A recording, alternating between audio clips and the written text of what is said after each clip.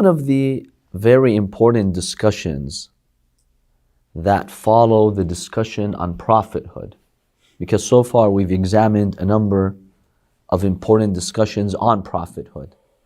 What are the qualities of prophets? How do we confirm that this person who's making a claim is indeed a prophet? What are miracles? What is revelation? Infallibility? We've examined some of these very important discussions on prophethood. But one of the very important discussions that follows from the discussion on prophethood is the everlasting miracle of our Prophet Muhammad sallallahu alaihi wasallam, which is the Holy Quran. Allah subhanahu wa ta'ala sent the Holy Quran as the final book for humanity. It served as the greatest miracle that the Prophet brought forth to humanity. Therefore, it is important to examine the Holy Quran from this aspect. How was the Quran a miracle? When we examine this topic, there are two dimensions.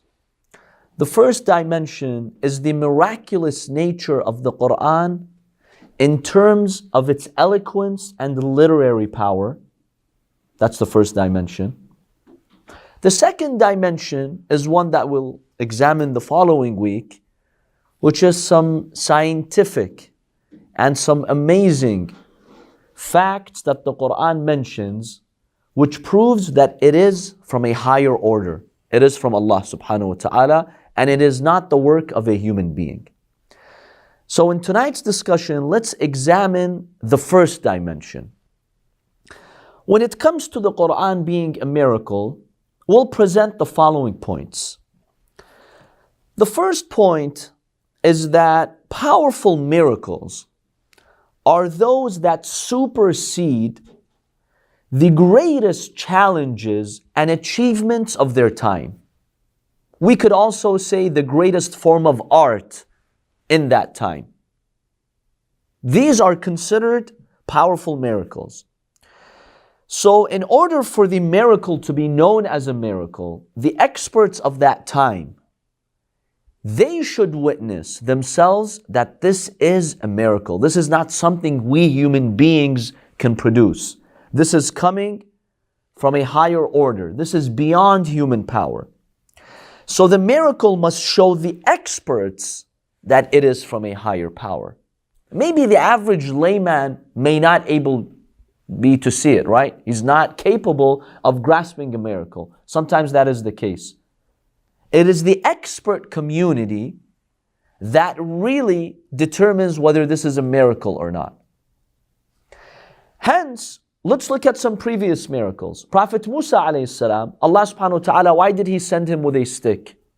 We have hadiths that tell us because the common art, the highest achievement during the time of Musa was sorcery. And that's why you had so many sorcerers and magicians spread all over the world at the time. Let's consider them the experts in that field. Allah subhanahu wa ta'ala sends Prophet Musa with something that the experts of the time, who were the sorcerers, could not produce like it. Now when Musa alayhi salam, he threw the stick and it turned into a snake, the average layman could have said, wait a minute, this is just another form of sorcery, right? This is another type of magic. It's a magnificent type of magic, but nonetheless, it's magic. It's sorcery. How come the layman did not say that? Because when the layman saw the sorcerers, the magicians fall into prostration upon seeing the miracle of Musa, they're like, this must be a miracle. I, as a layman, I don't know how magic works. I don't know. Can you turn a stick into a snake and then it could swallow all of those other sticks? I, as a layman, I don't know how that works. I'm not an expert. But when I saw the experts themselves submit, that was proof to me that this was a miracle.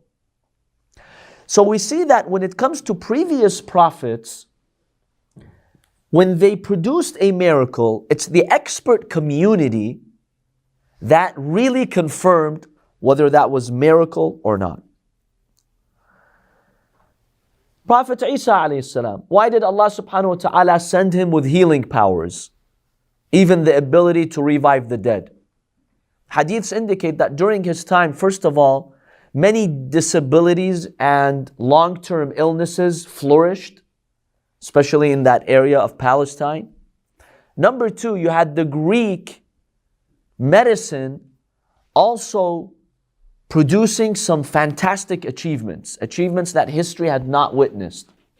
So you had actually Roman doctors who would come and they were able to treat certain conditions. So people were concerned with this. If you wanted to show that you're competent, you're qualified, you've got a special skill, you would be a doctor at the time. People were searching for healing powers. Allah subhanahu wa ta'ala sends His Prophet with a healing power that no one can produce something like it. Reviving the dead, curing the leper and the blind. This is something no doctor was able to achieve. So that was the common art at the time, right? The common achievement, the common practice. Medicine. Allah subhanahu wa ta'ala sends Prophet Isa with the best of medicine, such that the doctors themselves submitted to him. And they said, this is not something we can produce. So they confirmed the miraculous nature of what he performed. Now when we go to the time of the Holy Prophet sallallahu alaihi wasallam, the highest form of art was what? Poetry, eloquence, and speech. The Arabs were not known to build pyramids or even have a civilization.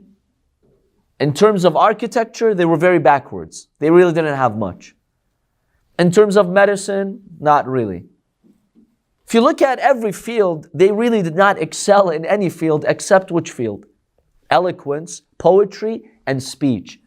That was their art. They lived by poetry. It was part of their life. So Allah subhanahu wa ta'ala produces a type of speech that is superior to their speech, that supersedes their eloquence, something they could not bring anything like. And this was the miracle of the Holy Prophet sallallahu alaihi wasallam. The Quran that he brought baffled the experts. The eloquent Arabian experts, they were dazzled. What is this book? What is this recitation? We cannot produce anything like it. So we know it came from a higher order. This is not the work of a human being. Remember, they were obsessed with poetry. They had competitions in poetry.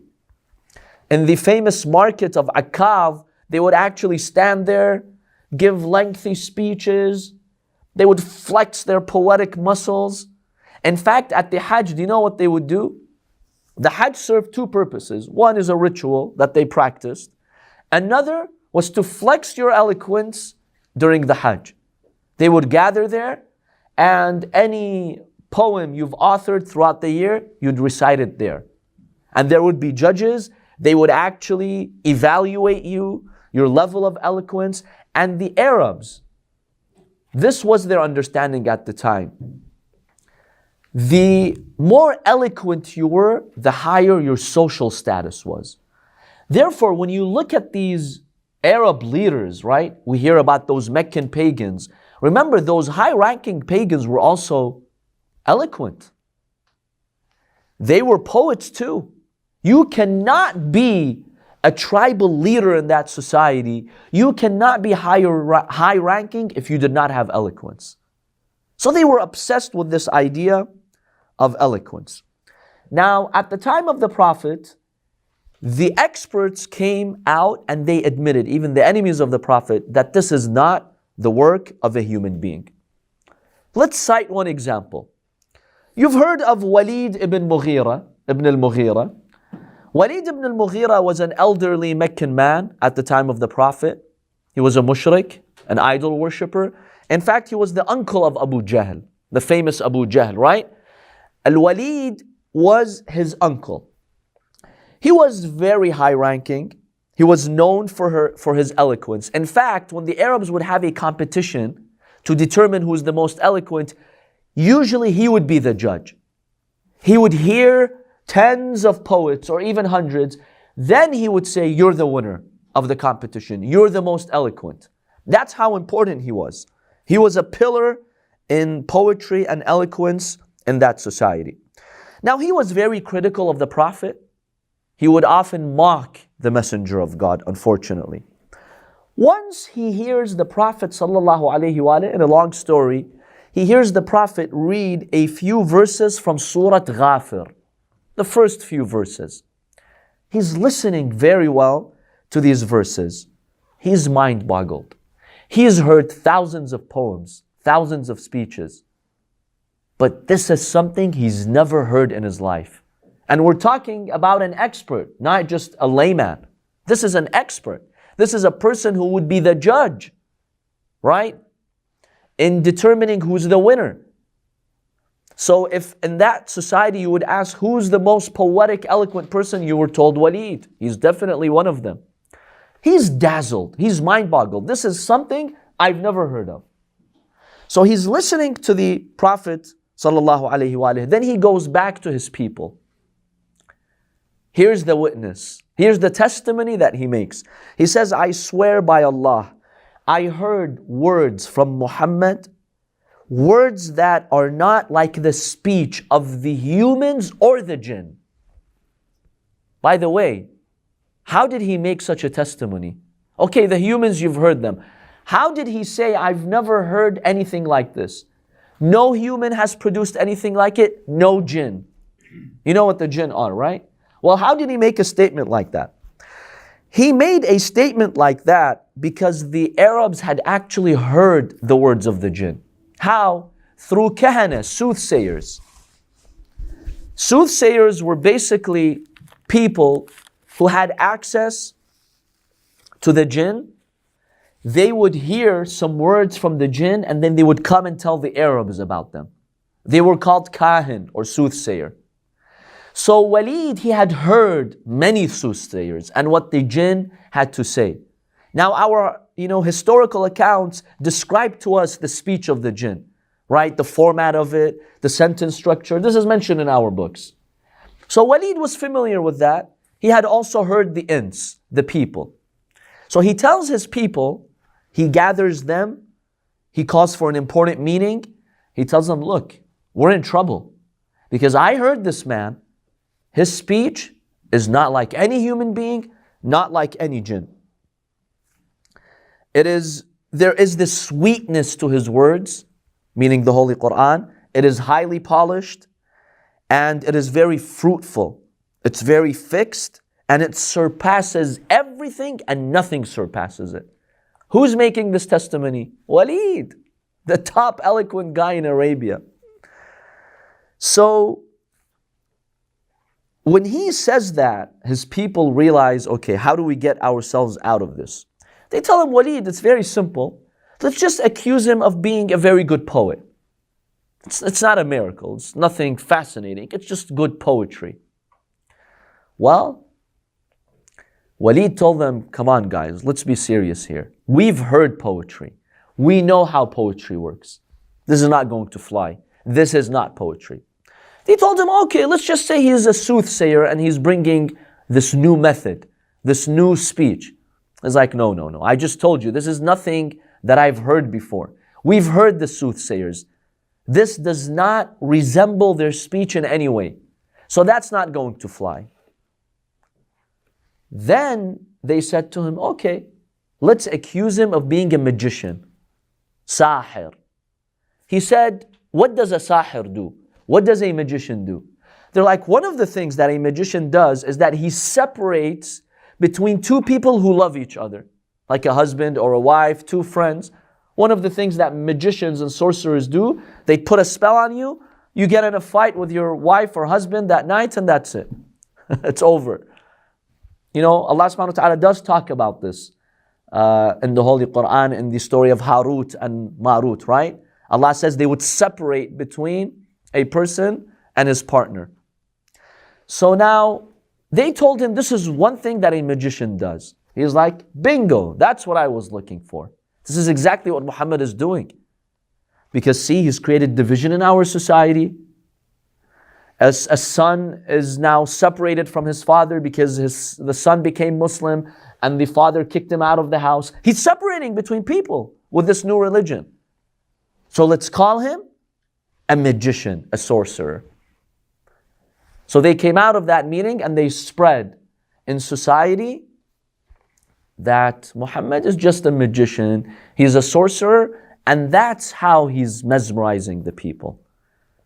Now the point of this is that his testimony in the beginning, that this is not the speech of a human or a jinn. This is something from a higher order. I can't tell you what it is, but this is not the work of a human. See, you have the experts witnessing here that this work is not the work of a human being. That's one way by which a miracle is confirmed. Just like the magicians who were the experts at the time of Prophet Musa alayhi salam, they confessed that this is a miracle. Walid is also confessing that this is a miracle. This is not the work of a human being. So we see that Allah subhanahu wa ta'ala, when He sent the Holy Quran, the highest form of art in Arabia was eloquence and speech. Allah subhanahu wa ta'ala produced something that they could not match.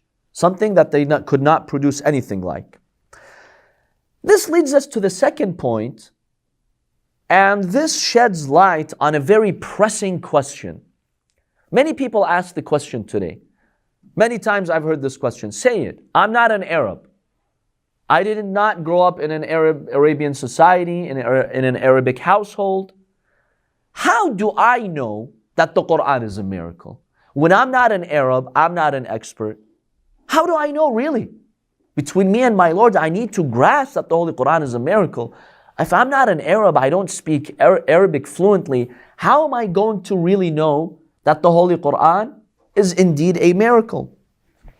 Well, when it comes to these issues, we already examined how you refer to the experts.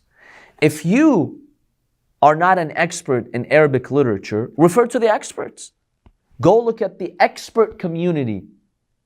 Since the last millennium, since the last 1,000 years, the Arab experts, what are they saying about the Quran? Whether they're Muslim or non-Muslim, doesn't matter. Pagan Arabs, Christian Arabs, any Arab. If you go to the experts and you read the work of the experts, then it will be proven to you that this is what? The work of God. It's not the work of a human being. It's just like something that is peer-reviewed. Oftentimes you hear about scientific research, right? Well, how do you know that scientific research is valid? It was not made up. How do you know? You're trusting the expert community. When something is published in a journal, right? In a scientific journal here in the West, these journals have standards. One of their standards is for that article, for that research, to be peer-reviewed. Peer review means who reviews it? Experts like you, not just a layman. When the experts peer review this journal, this article, this study, then they confirm, yeah, this is valid, this is legitimate, we accept it. Then you, the layman, you accept it too. Because you're relying on the expert community. Same idea here we have with the Holy Quran. You rely on the expert community. Either you yourself go and become an expert, or if you can't, you don't want to, then you rely on the experts. So go read. Anyone who's an expert in Arabic, tell them, ask them, read their work. How do they view the Holy Quran? How do they analyze the Holy Quran? You'll see consensus, almost there is a consensus that this is not the work of a human being. This is something beyond human powers. Something no human has been able to produce anything like. So this is how we address this important question. If I'm not Arab, how do I know the Holy Quran is a miracle? Well, you're going to take the testimony of those who are experts, just like in any field. You take the word of those who are experts.